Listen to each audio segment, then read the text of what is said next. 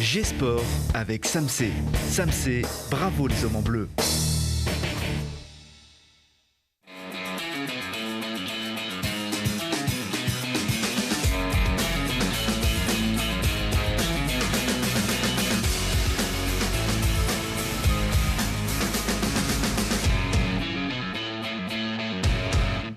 Bienvenue à tous, ravi de vous retrouver une dernière fois cette saison pour faire battre vos cœurs autour de nos héros.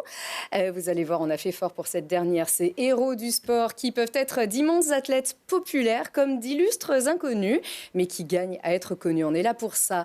Et ces inconnus qui peuvent aussi exercer sous les feux de la rampe. Ce sont tous des héros. Il n'y a pas de petits ou de grands héros. C'est presque un thème du bac français, ça. Alors celui-ci, vainqueur du Tour de France en 1975 et en 1977, figure du sport qui a conquis les cœurs au bord des routes et qui garde une popularité intacte en véhiculant sans cesse des grandes qualités humaines. Bernard Thévenet, bienvenue. Merci. Bonjour. Alors vous êtes des cheerleaders, s'il vous plaît. Bernard Thévenet, mesdames et messieurs. Voilà. En fait, on préserve notre ingénieur du son parce que si effectivement on va voir dans un petit instant justement pourquoi est-ce qu'on va préserver les oreilles de notre ingénieur du son. Bernard, on va tout savoir sur ce magnifique album Souvenirs qui sort quelques jours avant le Tour de France d'ailleurs. Et c'est le tour de vos souvenirs. Vous allez tout nous dire dans un petit instant pourquoi et pourquoi maintenant. Leur Tour de France, Océane et Louise l'ont réalisé pour rouler à la rencontre de celles qui incarnent le vélo au féminin. Les Échappées, c'est un très beau film que vous présentez aujourd'hui même au Cinéma Le Club et dans les jours qui arrivent. Merci beaucoup d'être avec nous. Merci. Océane Le Pape et Louise Roussel. Ce sera d'ailleurs très intéressant d'échanger ici avec vous sur ce plateau. Et enfin, pour cocoricoter, bien comme il faut, les cheerleaders des Centaures sont là et elles sont médaillées de bronze au championnat du monde. Bravo, mesdames. Alors, et messieurs, ouais, merci Bernard. Et messieurs, puisque c'est un sport à la fois ouvert aux femmes et aux hommes, on va tout savoir dans un petit instant. D'abord, les faits marquants de l'actu.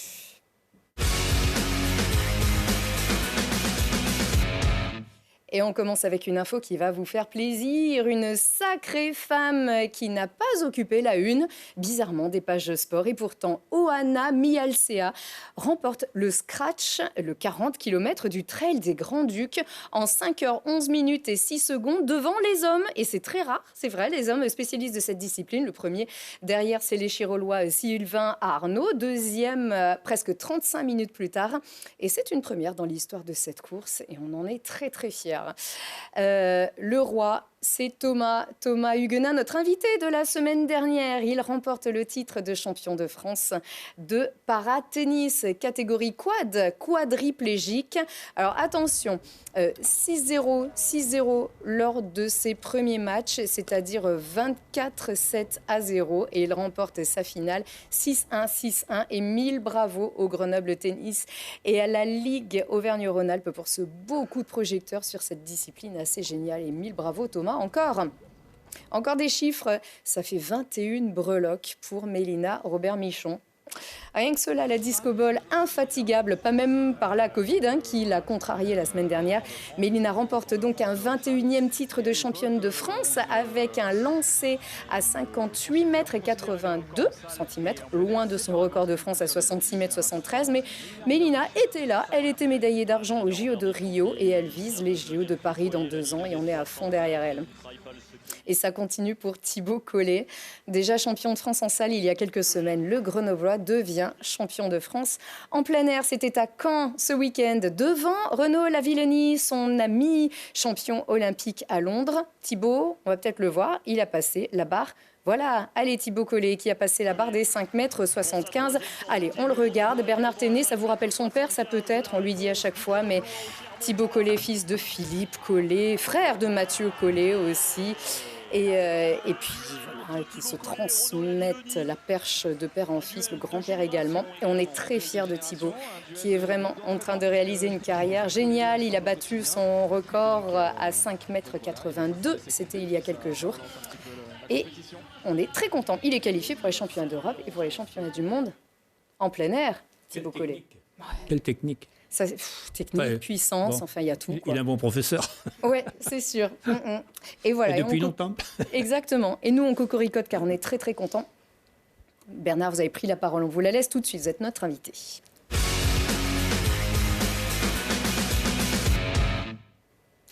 Alors, que n'a-t-on déjà pas écrit sur Bernard Thévenet? Depuis 50 ans, on relate les exploits, on rend des hommages, puis on recueille des confidences, puis on re-rend des hommages. Il faut avouer que plus le temps passe et plus le personnage étoffe sa notoriété, car ils n'ont été que 21 Français à avoir gagné le Tour, car on attend le 22e depuis 1985. Ce sera peut-être pas, c'est sûr, ce ne sera pas Julien Alaphilippe qui ne sera pas aligné sur le Tour cette année. Depuis donc 37 ans, on attend un de vos successeurs. Et vous n'êtes plus que 3 vainqueurs français, toujours de ce monde. Et on en est très heureux. Lucien Aymar, Bernard Hinault et vous-même, donc vous-même tombeur du géant Eddy Merckx, premier homme en jaune sur les Champs-Élysées en 1975. Premier homme à recevoir aussi cette tunique jaune finale par des mains du président de la République, c'était Giscard d'Estaing. Rebelote en 77, je passe tous les critériums, je passe le reste de tout le palmarès. Il nous faudrait une émission complète pour tout dire. La suite, eh bien, patron de votre société de communication, consultant pour France Télé, chef de piste au 6 jours, directeur du critérium. Ça, c'est pour le sportif et pour le professionnel. Mais j'ai envie de dire que c'est le volet humain qui, à mon sens, et pas qu'à moi d'ailleurs, mérite tous les micros, les caméras, les coups de projecteur. Bernard Thévenet représente tout ce que l'homme peut avoir de bon, de gentil, généreux, attentif, humble, fidèle, travailleur, besogneux. C'est l'intelligence, c'est la bravoure, l'énergie, l'humour, l'amour des siens, le respect de tous ceux qui l'approchent. C'est juste quelqu'un de très très bien. C'est beaucoup, voilà. Lucille, merci, c'est beaucoup. Hommage à moi, il y a tout le monde. Je ne suis pas la seule à le dire, on l'entend partout, on le lit partout. Ça vous touche ? Enfin, pas moi, mais oui, bien sûr, bien sûr. Cette popularité toujours bien sûr que ça me touche. Ce qui me touche le plus, c'est que les gens se rappellent encore de ce que j'ai fait il y a 50 ans. Parce que quand je l'ai fait, je ne pensais jamais qu'on m'en parlerait encore, 47 ans après. Mais ça fait plaisir, parce que ça fait la démonstration que ce que l'on a fait, ça fait vraiment plaisir aux gens, puisqu'ils s'en souviennent. Donc on leur a fait plaisir, on les a fait rêver, et ils n'oublient pas. Oui, et puis il faut dire que le vélo était extrêmement populaire, il l'est toujours, mais personne ne ratait le Tour de France à la radio à l'époque, à la télévision aussi, c'était même les débuts toujours de ces Tours de France en couleur qu'on regardait, mais le vélo avait peut-être une cote de popularité qui a changé par rapport à ce qu'est le vélo aujourd'hui. Je pense que la vision du sport des gens a changé. Il y a 40 ans, les gens s'intéressaient à un sport, ils connaissaient bien un sport. Maintenant, les gens s'intéressent plus à un événement. Ils vont s'intéresser au vélo quand il y a le Tour de France, s'intéressent au tennis quand il y a Roland-Garros, des choses comme ça. Je pense que les événements ont pris le pas sur le fond du sport lui-même. Et sur l'humain qui va créer ce moment sportif. Et sur l'humain aussi, mais les rapports ont changé, bien sûr. Les jeunes qui ont 20 ans maintenant, ils n'ont pas la même façon de voir les choses comme moi quand j'avais 20 ans, par exemple. Il y a une évolution, c'est l'évolution de la société, c'est comme ça, on ne la changera pas. Puis il y a eu des étapes mythiques aussi, donc qui ont joué sur le fait que votre carrière sportive est encore aujourd'hui extrêmement respectée, extrêmement reconnue. Il faut admettre aussi que des vainqueurs français, il n'y en a plus beaucoup. Alors on attend le suivant. C'est vrai que comment est-ce que ça se fait que ça se soit autant raréfié dans le vélo qu'à Roland-Garros, par exemple ? Je sais pas, c'est bizarre. On a des bons coureurs, les jeunes. Chez les jeunes, on a des bons coureurs. On a plusieurs coureurs qui ont été champions du monde chez les juniors ou chez les espoirs. Mais je ne sais pas trop ce qui se passe. S'il y avait la recette, je la délivrerai. On en a un chez les seniors, Julien Alaphilippe. Oui. On a Gonfroy, par exemple, qui a été champion du monde et qui n'arrive plus à rivaliser avec ceux qu'il a battus quand il avait 18-19 ans. Donc on a un phénomène, c'est qu'on a des jeunes qui sont très bons, puis quand ils arrivent à un certain stade, ils ont tendance à stagner, alors que les étrangers, eux, continuent à progresser. Je ne sais pas d'où ça vient, mais si on trouve le remède, après, on aura certainement... Parce que des jeunes coureurs, des bons coureurs, on en a. Ça devient plus difficile qu'avant, parce que le cyclisme est un sport qui est très dur. Et c'est sûr qu'il y a moins de coureurs qu'auparavant. J'ai vu que dernièrement, à côté de Bourg-en-Bresse, il y a des courses qui ont été annulées parce qu'il n'y avait pas assez de participants. Alors qu'avant, c'était des courses où il y avait une centaine de coureurs au départ. Alors qu'est-ce qu'il faut faire ? Je pense qu'il faut intéresser les jeunes au vélo depuis tout jeune. C'est difficile, c'est plus facile pour des jeunes d'aller dans les... Pour les dirigeants, d'aller dans les écoles, d'aller démarcher les jeunes pour le faire du foot, du rugby, du hockey, je ne sais pas, que le cyclisme, c'est compliqué parce qu'on ne peut pas emmener 20 gamins sur la route comme ça. Hein, donc, il faut beaucoup d'entraîneurs, beaucoup d'accompagnateurs. Et peut-être qu'on n'a pas réussi à trouver le bon système pour amener ces jeunes, mais il faudra qu'on y arrive, sinon on va manquer de bons coureurs dans les épreuves importantes, dans les grandes courses. On y arrive avec des locomotives aussi. Donc un vainqueur français peut aussi changer pas mal de choses. Oui, peut-être, mais enfin, vous l'avez dit, Alaphilippe quand même, ça c'est une locomotive quand même, hein, un type comme Alaphilippe. En plus, il est sympa, il passe bien auprès des jeunes. Mais on a peut-être besoin de plusieurs coureurs comme lui. Et puis, il faudrait que les bénévoles puissent peut-être avoir un peu plus de liberté, parce qu'être bénévole maintenant, c'est très compliqué. Donc, on a tout un système à revoir, à inventer, un modèle à inventer. Mais si j'avais la solution, je la donnerais. Malheureusement, si vous l'avez, on vous écoutera, bien évidemment. En tout cas, s'il fallait vous convaincre de tout ce qu'on a dit en préambule, tout ce que je viens de vous dire transpire dans cet album Souvenir qui s'appelle Thévenet, le mythe illustré. Alors, vous qui êtes un homme qui va toujours de l'avant, qui portez toujours une besace de projets, pourquoi avoir farfouillé dans vos archives et les avoir publiés maintenant ? Honnêtement, c'est parce que l'éditeur me l'a demandé. Bon, voilà, c'est une bonne réponse. Et puis j'ai trouvé que c'était un jeu amusant, parce que c'est vrai qu'on m'a demandé de retrouver des photos. Alors je suis allé rechercher des photos dans des cartons que j'avais pas ouverts depuis 20 ou 30 ans. Et j'ai perdu un petit peu de temps à faire ça, mais c'est amusant parce que ça remémore des souvenirs, on se souvient d'où on vient. Et puis également, dans ce livre, je voulais donner espoir aux jeunes, leur dire que quand on est passionné, on peut toujours arriver, parce que moi j'étais vraiment dans un milieu qui n'était pas du tout favorable pour pratiquer le cyclisme, mais j'étais vraiment passionné et j'ai réussi parce que j'étais passionné. Donc pour quelqu'un qui a la passion, qui a vraiment envie de faire quelque chose, faut pas qu'il se décourage, faut être têtu un peu, puis on peut arriver jusqu'au bout. C'est pas le moment en fait où, parce que vous avez encore bien des choses à faire, vous êtes directeur du Critérium du Dauphiné, vous partez sur le Tour ? Oui, demain, oui. Pour tout le Tour. Oui. Je fais les relations publiques sur le Tour de France. Oui, il y a 2 ans, vous étiez rentré pour une petite semaine de vacances. Oui, parce qu'on m'avait dit que j'étais cas contact de Covid, donc... de Christian Prudhomme, d'ailleurs. Oui, aussi. On était rentré pour une semaine de... Voilà. Une semaine de confinement. C'est ça. Exactement. Mais donc, c'est dire à quel point vous êtes actif, toujours populaire, au présent, encore une fois. Mais bon, vous n'avez jamais vraiment refusé de regarder dans le rétro, finalement. Ce n'est pas quelque chose qui vous gêne et vous n'en parlez pas avec nostalgie du passé. Non, de toute façon, ce qui est passé, c'est fait. Donc, on peut pas revenir dessus. Il y a simplement, on essaye de garder les bons moments et court-circuiter les mauvais, parce qu'on a eu des bons moments, on a des mauvais aussi. On garde les bons. On garde les bons. Sinon, si on garde les mauvais moments, on va Exactement. Parce que, en fait, faut toujours garder les bons moments, parce qu'il y en a beaucoup. Et puis, il y a des moments d'amitié aussi. Je mets mes anciens coéquipiers qui parlent. Il y a Dalida, déjà. Alors, je ne sais pas si c'était une amie, mais enfin, quand même... On m'a demandé de mettre dans le livre, j'ai des photos avec Mitterrand, avec Chirac, avec Giscard d'Estaing. Mais malheureusement, ce sont des gens avec qui on sort quelques banalités, mais on n'a pas le temps vraiment de discuter très longtemps. Oui, c'est sûr, mais la photo, évidemment, et ça reste, et c'est vrai que ce sont des honneurs. Mais ça reste, oui, ça reste Chirac, elle est quand même... Bon, on verra un petit peu, on en a quand même gardé quelques-unes, parce que ce qui est intéressant, c'est pas qu'un album photo, c'est vos photos, c'est vous qui en parlez. Ce sont des photos, pour certaines, on les connaît, on en a vu certaines, d'autres pas du tout, puisque ce sont vraiment vos tiroirs. Donc, on en a gardé quelques-unes, et puis en quelques secondes aussi, allez-y, dites-nous, résumez à peu près ce qui est écrit. Ça, c'est le début. Votre vie, elle commence dans la terre. Oui, j'étais fils d'agriculteur et on commençait à travailler dans les champs à partir de 9-10 ans, surtout l'été, parce que mes parents étaient éleveurs, donc c'était important de faire les foins. Donc on faisait les foins à partir de 9 ans à peu près. Fallait aider les parents. Et puis le vélo est arrivé à côté de ce Le vélo est arrivé difficilement, justement, parce que mes parents ne voulaient pas que je fasse du vélo. Parce qu'ils comprenaient bien que si je faisais du vélo, je n'allais pas être trop assidu aux travaux de la ferme, donc ils n'étaient pas d'accord. Alors on a réussi à négocier quand même. J'ai réussi c'est parce que je disais tout à l'heure, quand on est passionné, on arrive quand même à ses fins, même si c'est compliqué. Je pense qu'ils étaient très très contents puisque vous avez même mis, on peut les voir hein, d'ailleurs vos parents je crois, avec une photo que vous aimez beaucoup.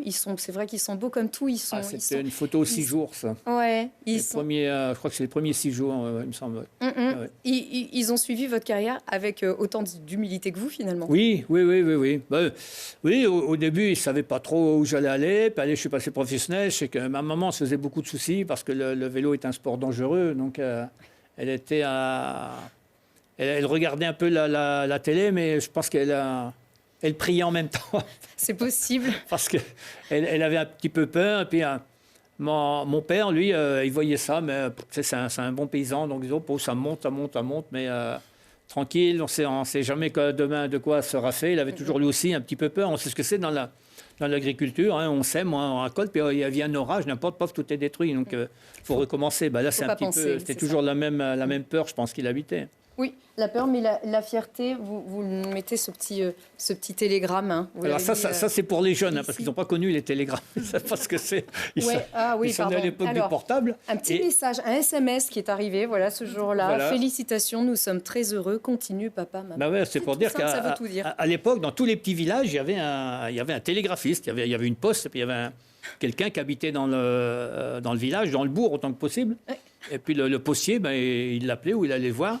Puis là, hop, il remplissait un télégramme, puis le gars, il allait porter le télégramme. Et c'est comme ça que j'ai su que j'étais sélectionné pour le départ du Tour de France, parce que mes parents n'avaient pas le téléphone. Et le directeur sportif, il y a 2 coureurs qui sont tombés malades, il y a absolument besoin d'un remplaçant. Et donc, il a envoyé un télégramme en disant qu'il fallait rappeler le service de course. Et là, on a rappelé, je sais que j'allais faire le Tour de France. Il est là, tout est ici, toutes les preuves par l'image. Allez, photo suivante. Elle est importante celle-là. C'est le fameux moment, hein, voilà, on est en 1975, on vient de faire les champs. C'est une photo unique parce que c'est la seule fois où un président de la République a remis un maillot jaune. Ouais.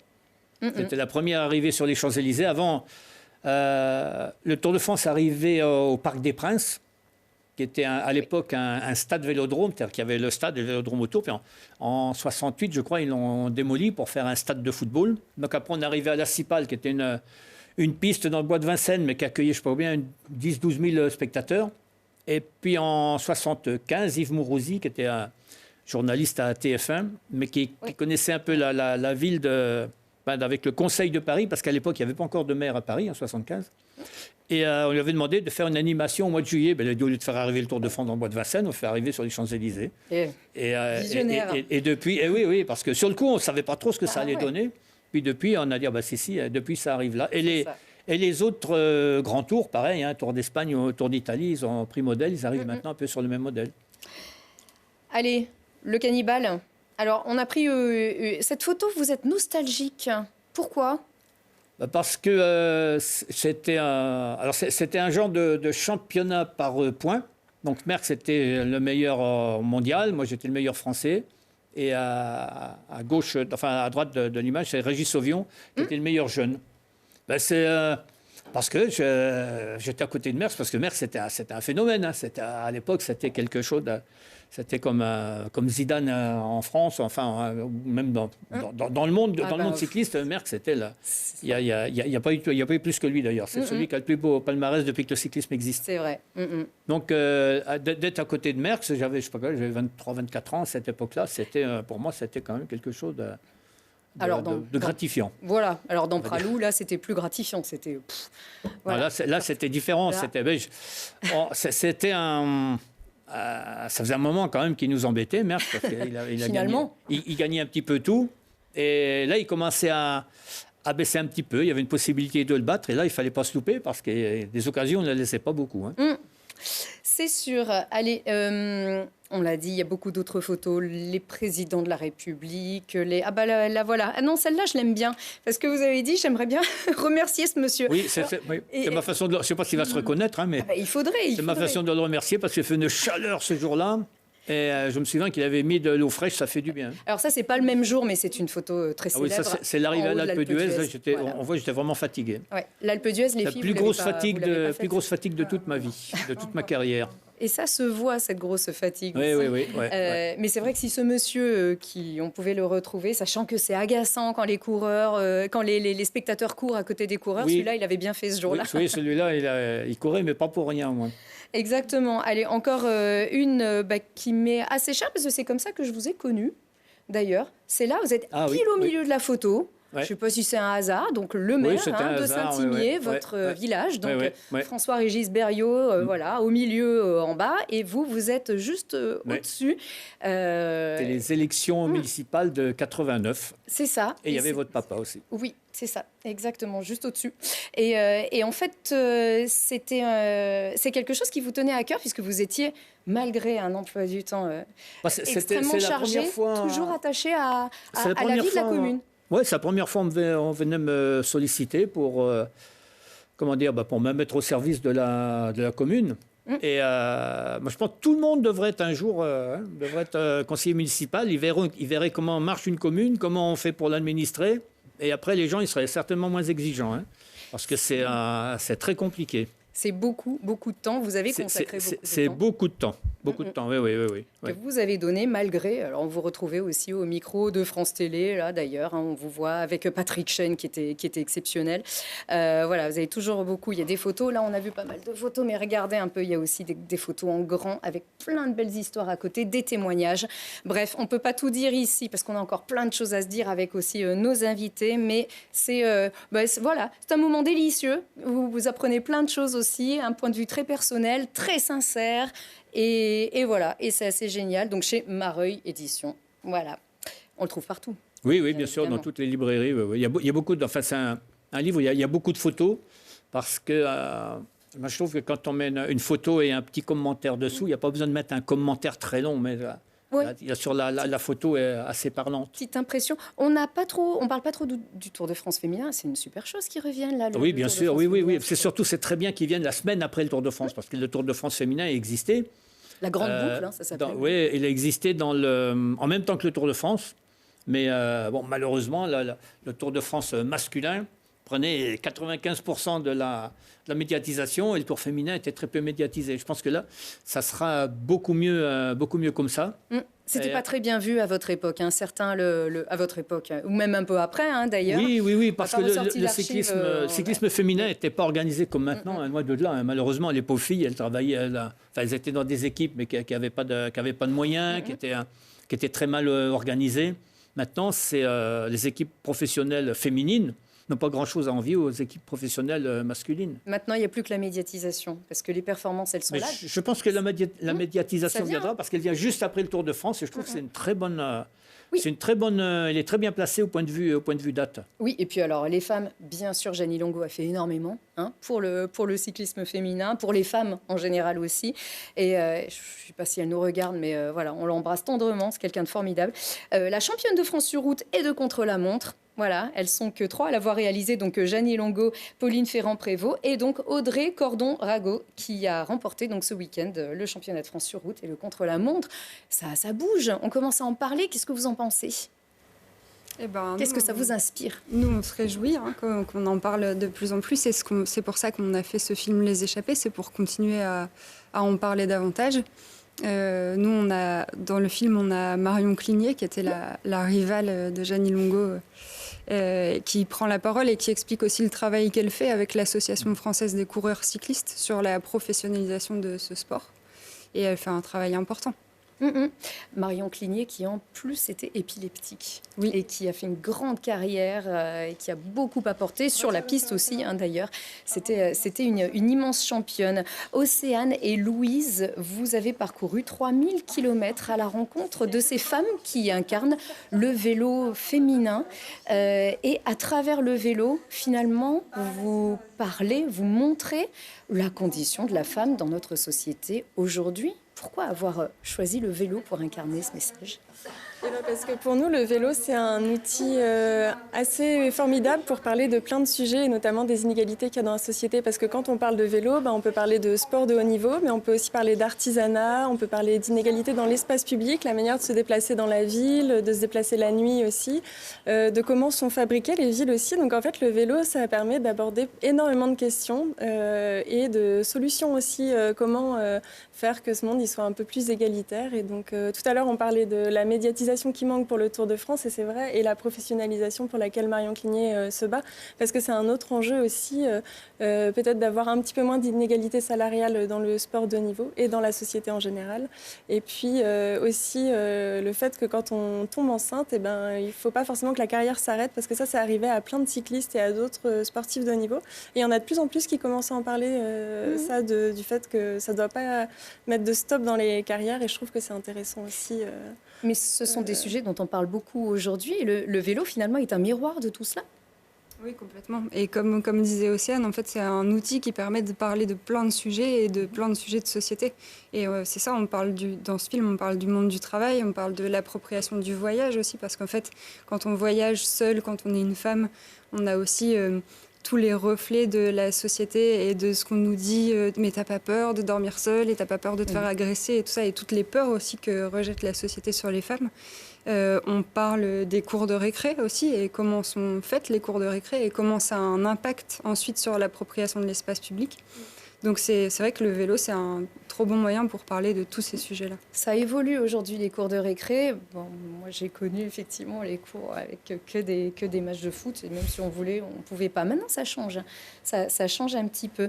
Ce film s'appelle Les Échappés. Vous le présentez donc à Grenoble aujourd'hui. Vous venez de Lille, hein. Vous n'êtes pas grenobloise, mais vous portez votre message à travers toute la France. Votre film, on va pouvoir le découvrir en fin d'année à la location. C'est ça, sur notre site leséchappés.cc, et j'en profite pour remercier l'association ADTC qui organise la projection de ce soir et qui nous a invités à venir montrer ce film. C'est ça, l'Association pour le développement des transports en commun. Alors on parlait des différents sujets auxquels se confrontent les femmes, quelles qu'elles soient, et notamment le sujet de la maternité que vous avez évoqué d'ailleurs en priorité. Dans le petit extrait qu'on va voir, on comprend aussi pourquoi le vélo incarne aussi toutes les problématiques liées à la femme aujourd'hui dans notre société. Quand il y a un bébé à la maison, c'est monsieur qui reste à la maison et madame qui part faire son sport, quoi. L'idée des gens, c'est quand madame elle a du temps libre, c'est pour aller se faire un spa ou passer chez l'esthéticienne. C'est là que c'est encore plus vicieux, je trouve. C'est pas quand la réflexion elle vient de l'extérieur, mais c'est quand les femmes elles-mêmes se mettent des barrières en disant je vais pas y aller, je vais pas suivre, ou je peux pas y aller, il y a les enfants, ou je peux pas y aller parce que je sais pas réparer une roue si je crève. C'est des fausses barrières. Et ça, c'est une des illustrations. Vous en avez d'autres également. Et puis le message qui vient contrer, enfin les exemples qui viennent aussi contrer finalement ces messages ou ces idées, avec une famille qui avait un tout petit bébé, puis ils partaient sur la route tous ensemble. Mais ce sont des choses que vous faites, que vous avez rencontrées. C'était préparé? Vous les avez rencontrés aussi spontanément? En fait, le projet du film, il est né d'abord d'un livre qu'a écrit Louise il y a un peu plus d'un an, qui s'appelle « À vos cycles, le guide du vélo féminin », dans laquelle Louise raconte son histoire, mais aussi des portraits de femmes dans tous les domaines qui font du vélo et des fiches pratiques. Et en discutant, on a eu envie de faire vivre ce livre, d'aller à la rencontre de ces femmes, d'en rencontrer d'autres. Et c'est comme ça que le film est né. Donc au moment de faire le film, on a lancé un appel sur les réseaux sociaux pour proposer aux femmes de les rencontrer, de rouler avec nous. On a rencontré plus de 200 femmes en un peu moins de 2 mois. Et c'était des rencontres hyper riches. On a dû faire des choix pour le film et pour le récit qu'on voulait particulièrement raconter. Elles sont cyclosportives, elles sont réparatrices de vélo, elles sont mères de famille. Elles sont aventurières aussi, il y a des voyageuses aussi, parce qu'on voit assez peu d'aventurières. On a assez peu quand on est enfant, on a assez peu d'héroïnes en tête. Et c'est important dans l'imaginaire collectif qu'il n'y ait pas que des super-héros ou des héros, mais aussi des héroïnes. Et donc on a voulu montrer des filles qui font plein de choses formidables avec le vélo. Il y en a une héroïne qui est grenobloise, qui s'appelle Ophélie David et qui est en train de boucler un Tour de France. Mais elle, vraiment, vraiment costaud aussi, avec des étapes de plus de 200 km, en se tapant des cols. Et vraiment, elle brandit un message exceptionnel, justement, pour toujours championne de ski cross, bien sûr, la reine du ski cross, Ophélie, bravo. Vous avez dit la société nous apprend depuis toute petite que l'aventure, ça ne serait pas pour nous, que le sport, ça ne serait pas pour nous et que ou bien qu'on serait moins forte ou moins capable. Aujourd'hui encore, malgré ce qu'on voit aujourd'hui dans les médias, malgré les actions en faveur de l'égalité femmes-hommes, c'est une réalité aujourd'hui, déjà dans vos têtes. Oui, c'est une réalité encore et on le voit. Vous avez qu'à taper vélo fille sur Google pour ne pas le nommer. Vous avez des vélos plutôt de ville avec un petit panier devant pour aller faire les courses, rose. Vous tapez vélo garçon, vous avez un petit VTT pour aller se rouler dans la boue, pour être casse-cou et qui va être vert ou bleu. Et ben moi j'adore me rouler dans la boue et j'aime pas trop faire les courses. Et en fait depuis que je suis toute petite, on me dit en fait le rôle qu'on attend de toi en tant que femme, c'est ça, c'est t'occuper en priorité des enfants, aller faire les courses. Et en fait cette répartition-là, elle existe encore. On est à 1h30 de plus, si je me trompe pas, 1h30. Oui, en moyenne 1h20, 1h30 de travail ménager en plus pour les femmes chaque jour. Et donc ça, c'est du temps qu'on n'a pas pour aller se rouler dans la boue et pour aller faire les casse-coups. Donc oui, c'est encore d'actualité, c'est en train de changer. Il y a plein de choses super qui sont en train de se passer. Il y a le Tour de France féminin qui revient. Il y a plein de choses dans la société qui bougent, mais il y a encore du travail. C'est ça, d'où ce film. C'est sa vocation aussi, déjà de montrer ces femmes qui sont toutes merveilleuses, de les montrer dans les bons et les mauvais moments. Vous en avez bavé. Vous avez été à 2 doigts de l'abandon parfois? En fait, non, c'est vrai qu'on n'a pas pensé à l'abandon parce qu'on avait vraiment l'idée du film, mais au bout de... On est juste parti... à jeter le vélo, oui, alors. à jeter le vélo, ça, on l'a... Et puis à attendre qu'une camionnette vienne nous sauver, mais ça n'est pas arrivé non plus, malheureusement. Mais enfin, heureusement, parce que finalement, on en garde des bons souvenirs aussi de ces moments-là. Et en fait, on est parti le 8 mai, on pensait qu'il allait faire très, très beau. Et dans toute la France, l'année dernière, il a plu pendant 3 semaines. Donc on a fait du vélo d'abord pendant 3 semaines sous la pluie, mais après, on a encore mieux savouré on s'en sort le soleil. Aussi, c'est l'aventure et c'est fait pour les femmes aussi. C'était ça votre message. Et merci pour elles toutes d'ailleurs. Et pour toutes les aventurières. Et pas que d'ailleurs les aventurières. On parle un petit peu sociologie, voire histoire et aux origines du vélo féminin qui était très mal vu encore au 19e siècle puisque on ne pouvait pas enfourcher un vélo quand on était une femme dehors. Non, c'est vrai. Et vas-y. C'est ça, on ne pouvait pas. En fait, c'était mal vu qu'une femme sorte de chez elle si c'était pas pour aller travailler. Déjà, dans le premier temps. Et le vélo a servi en fait à des mouvements féministes de se développer, notamment le mouvement des suffragettes pour avoir le droit de vote. Et du coup, c'était pas forcément bien vu qu'une femme puisse se déplacer très rapidement parce qu'on le sait, le vélo, et d'ailleurs c'est pour ça que ADTC se bat, le vélo c'est un moyen très facile de se déplacer dans la ville et donc ça permettait aux femmes de se rassembler et de militer ensemble, donc c'était pas forcément hyper bien vu. Donc on apprend plein de choses. Je suis sûre que vous avez envie de regarder ce film. Donc Les Échappés, vous pouvez le voir aussi à la location, donc en fin d'année, bien sûr. www.leséchappés.cc. Voilà, on peut tout savoir sur votre aventure. Et un autre cycle sur Instagram où on met toutes nos actualités. C'est le nom de l'association qu'on a créée pour ouvrir le vélo à tout le monde. Et un autre cycle, tout attaché. Ça, c'est très important. Merci beaucoup, mesdames, vraiment. Et respect infini pour ce que vous avez réalisé. Et ces 3000 km à votre niveau, c'est vraiment exceptionnel. Hein, Bernard ? 3000 bornes, je sais. Je vois ce que c'est. Par contre, 3000 bornes en vélo cargo, alors je ne vois pas vraiment ce que c'est, mais c'est sûrement plus dur encore que du vélo. Hein. Je me suis dit, il y a pas mal de photos. Les femmes, elles sont en première page. Hein. Vos filles, votre femme et votre garçon, pardon. C'est hyper important de faire un clin d'œil à Monique aussi. Vous n'avez pas mis la photo 6 jours? Elle est sympa, celle-là. Je crois qu'on a oublié. Monique, reine de beauté elle m'a fait le reproche, alors continuez pas. Ah bah voilà. non, mais Monique, désolée, mais solidarité féminine, évidemment. Embrassez bien toute votre famille, bien évidemment, Bernard. Et on a un garçon encore qui arrive, il s'appelle Arthur et c'est lui qui va vous présenter toutes ses filles. Arthur, c'est à toi, Arthur Glory.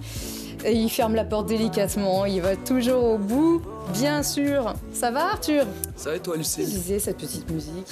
C'est une musique que j'aimais bien. Mais je sais que tu connais pas, mais bon, j'ai quand même voulu la mettre pour me faire plaisir. T'as bien raison, et maintenant je vais la connaître, bien sûr. C'est pas forcément le genre de musique sur lesquelles vous allez pouvoir vous exprimer à fond, non? Non. Mais c'est quand même possible, du moment qu'il n'y a pas de paroles vulgaires à l'intérieur. Ah, voilà. Exactement. Il faut bien se tenir. Hein. Ouais, c'est ça. Arthur, tu as eu un coup de cœur déjà pour ces filles, pour ce club, ces filles et ces garçons, parce qu'il y a des médailles de bronze dont on parle beaucoup et d'autres un peu moins. Bah, c'est vrai qu'on en a moins parlé de votre médaille de bronze au championnat du monde à Orlando, mais pourtant, moi, quand je suis venu vous voir vous entraîner, franchement, j'ai été émerveillé par ce sport, on va dire. Franchement, je suis pas capable de faire la moitié de ce que vous avez fait. Et c'est ça. Sérieusement, cette médaille de bronze. C'était il y a quelques semaines maintenant à Orlando, donc Arthur aux États-Unis, discipline reine. Aux États-Unis, discipline reine, mais en France, pas du tout. En fait, on cherche à faire connaître ce sport. Et franchement, c'est un sport qui mérite d'être connu parce que on voit un peu ça comme des pom-pom girls, par exemple, mais vraiment pas du tout. Moi, j'ai plus vu ça comme un peu de l'acro-sport, même de la gym. Et toutes les figures qu'elles réalisent, leur routine, je trouve super impressionnant. C'est parti de là ou pas quand même, des pom-pom girls? C'était à l'origine? Alors, le cheerleading, ça porte son nom. C'est fait pour encourager. En pratique, c'était sur le bord du terrain et c'était fait par des hommes. Voilà. Mais les pom-pom girls, après, c'est devenu... Enfin, c'est une autre discipline, ça existe. C'est reconnu avec ce nom-là, mais ça existe. C'est simplement différent du cheerleading. Les pom-pom girls, ça va être plus de la danse et des pompons. Nous, on en met un tout petit peu en début de routine pour faire le scand, justement. Et sinon, le reste, c'est que des acrobaties et de la gymnastique. Alors moi, ce que je voulais savoir aussi, c'est comment ça fonctionne en compétition. C'est quoi le système de notation? Par exemple, là, au championnat du monde, vous avez fait comment, toi qui étais? Alors, au championnat du monde, la notation est un peu différente que celle de France. Le règlement est assez différent également. Et en fait, sur une routine complète, on est noté sur les différents éléments que comporte cette routine. Donc, on est noté sur le scand, c'est le cri d'équipe, le cri qu'on va faire pour encourager l'équipe ou la nation qu'on représente. Il faut crier le plus fort possible, oui, c'est ça, et être dynamique et tout ce qui va avec. Et inciter le public à faire la même chose que nous sur le praticable, donc à scander. Donc le cheer, c'est on entraîne quoi. C'est ça. On emmène avec vous le public et tout. Après, on a un critère de notation qui est basé sur les stents. Donc les stents, c'est les portées qu'on va effectuer, qui peuvent être statiques ou plus dynamiques. Il y a des lancers aussi. On va être également noté sur ce qu'on appelle le tumbling. C'est toute notre partie gymnastique. Donc là, vraiment basé avec les éléments de la gymnastique. Et on a aussi une partie choré et pyramide, pareil, dans le critère de notation. Donc moi, je suis venu faire un reportage chez vous, mais il y a plein de questions que je ne vous ai pas posées. Je voulais aussi savoir, en fait, pour faire du cheerleading, on est quand même obligé d'être attaché à un club de sport US, que ce soit baseball ou football américain. Alors nous, c'est le cas, on est rattaché à la Fédération française de football américain. Il y a d'autres clubs pour qui ce n'est pas le cas. Ils se rattachent à d'autres fédérations pour quand même pouvoir pratiquer leur sport en compétition en France et à l'étranger. Voilà, nous, chez les Centaures, on est rattachés simplement à cette fédération de foot US parce qu'aujourd'hui, en France, il n'y a pas encore de fédération de cheerleading. Et est-ce que n'importe quel club sportif de haut niveau peut avoir aussi ses cheerleaders rattachés à la fédération? De haut niveau, pour le moment, ça ne veut rien dire pour nous parce qu'on n'a pas encore cette reconnaissance de sport de haut niveau qu'on attend impatiemment. Parce que, par exemple, sur des compétitions comme les championnats du monde à Orlando, ce serait à l'avenir un plus, en tout cas, que les athlètes qui sont sélectionnés pour ça puissent être professionnalisés. Et là, aujourd'hui, on ne peut pas encore le faire. Mais c'est en bonne voie, on l'espère. Ça donne envie quand on vous voit faire. Il y a plein de gamines aussi qui aimeraient aussi faire ce que vous faites. Mais c'est bien aussi parce que ça développe les centaures aussi. Ça en fait parler. Complètement.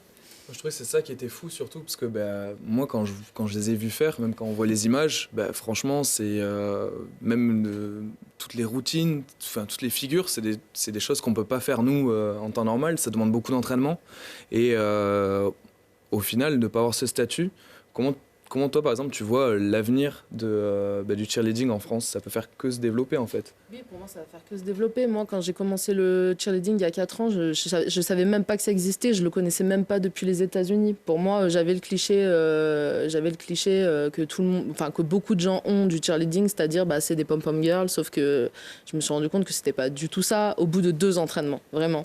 C'était très dur, c'était très intense, ça demande beaucoup d'implication, ça demande beaucoup de physique, une très bonne condition physique, ça demande beaucoup d'implication de soi. Parfois, on laisse un peu de côté notre vie privée même pour ça, parce qu'on a besoin de s'entraîner, on a besoin de beaucoup d'heures d'entraînement. Je ne sais pas, ça transpire à travers les images, mais en tout cas, c'est des choses qui sont réglées vraiment au millimètre près, et c'est un travail de plusieurs personnes. Et c'est ça qui fait que ça marche, sinon ça ne marcherait pas. Arthur, justement, moi je voulais demander à nos réalisatrices qui sont à côté, est-ce que ça vous inspire ce sport où vous voyez, il y a de la place pour toutes, elles sont décomplexées, elles sont entières, énergiques, et il y a des garçons et des filles aussi. On ne parle même pas de sport pour garçons ou sport pour filles. C'est trop bien, mais je pense que ça demande à être médiatisé plus aussi, parce que j'avoue que moi je ne connaissais pas. Non, moi non plus. On aimerait bien, on essaye, on travaille dessus, on essaie de développer un peu notre image auprès de tous. Après, ça fera le chemin que ça fera, mais bon, je pense que c'est en bonne voie, vraiment. Du coup, vous êtes amatrices toutes? Là, oui, on est amatrices. Ouais. Et pourtant, montrer la breloque, et ça, franchement, ça se mérite, hein, parce qu'aux US, ça veut dire beaucoup. C'est historique. Hein. Oui, c'est une 3e place. C'est un podium qu'a effectué la France. Parce que dans le Club des Centaures, en fait, on a été 5 athlètes à être sélectionnés pour représenter la nation. Et c'est une fierté. 7 en tout avec le staff. 6 avec le staff. Oui, c'est ça. Oui. Et il y a aussi des équipes mixtes, d'ailleurs. C'est-à-dire on joue filles ou mixtes. Alors les filles, c'est des équipes all-girl. Et les garçons, avec les garçons, en plus, c'est des équipes co-ed. Donc il y a autant de garçons que de filles. C'est en all-girl que vous avez remporté votre médaille, du coup. Et mais moi, ce que je voulais savoir aussi, c'est que le cheerleading, c'est un peu quand même une image qui colle à la peau, c'est que c'est un sport pour les filles. C'est ce qu'on dit. Alors que moi, quand je suis venu, j'ai vu plein de mecs faire du cheerleading aussi. C'est quoi leur place un peu en vrai, ça compte d'être un homme ou une femme, du tout. On peut tout faire, en fait. Pour faire évoluer une équipe sur des hauts niveaux, on a besoin de gens qui ont de la force en dessous. Et les plus grosses équipes au jour d'aujourd'hui qui remportent qui ont des grosses victoires, c'est là où il y a des hommes. Parce que plus on a de force en dessous, plus on envoie très haut la flyer, plus elle a le temps de faire de très belles figures. C'est toujours plus impressionnant quand il y a des hommes en dessous. Cependant, les filles, elles ont toute leur place aussi. Et les équipes all-girl, elles méritent largement d'être vues au même titre que des équipes où il y a des garçons. On espère largement d'être vus. On peut vous voir où? Comment est-ce qu'on peut vous applaudir? Alors, vous pouvez nous voir une grande partie de la saison sur les matchs des Centaures. On les encourage, à Lesdiguières, exactement. Vous pouvez aussi nous rendre visite au gymnase Joseph Vallier, où on s'entraîne régulièrement, et on serait ravis de vous montrer la discipline. Comme à Arthur, qui était tout content. Voilà. Il est revenu, il était content. Oui, et nous aussi. Et sinon, après, on a très peu de compétition dans la saison, et c'est d'ailleurs pour ça qu'on s'entraîne. Bon, bravo à toutes, vous qui êtes derrière et vous tenez sagement, on est ravis de vous avoir reçus. On va vous suivre bien évidemment encore la saison prochaine, Bernard. Ça, c'est génial aussi. Tous les sports ici sur ce plateau, c'était effectivement un beau visage du sport. Oui, parce qu'on apprend beaucoup quand même, merci. C'est une discipline que je ne connaissais pas vraiment. Je connaissais les pom-pom girls, mais la cheerleader comme ça. J'ai entendu parler, je connaissais le nom, mais je n'avais jamais vu vraiment en exercice. Très impressionnant. Formidable, parce que ça demande combien de temps d'entraînement, ça? Vous entraînez combien de fois par semaine? On s'entraîne 2 à 3 fois par semaine, sauf pour les sélectionnés Team France qui, eux, vont aller une fois par mois à peu près sur un week-end de camp. Donc c'est 8 à 12 heures d'entraînement, ça dépendra des week-ends. Voilà, en plus. Eh ben, ça ne vient pas tout seul, faut travailler aussi, un peu comme partout. Tous besogneux. Merci à vous toutes, merci à tous, merci Arthur, merci Bernard, merci Louise et Océane d'être venus ici pour clore cette saison de G-Sport. Venez bien sûr au rendez-vous dès la fin du mois d'août, ici sur cette même antenne. On a été vraiment ravis de vous avoir toute l'année pour découvrir toutes ces belles aventures et tous ces grands héros du sport, qu'ils soient grands populaires ou anonymes. Voilà, merci encore à vous tous et bonne chance et à la rentrée. Merci à tous. Merci.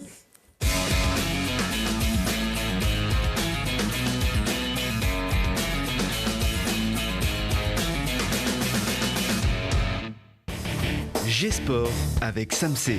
Samsé, bravo les hommes en bleu.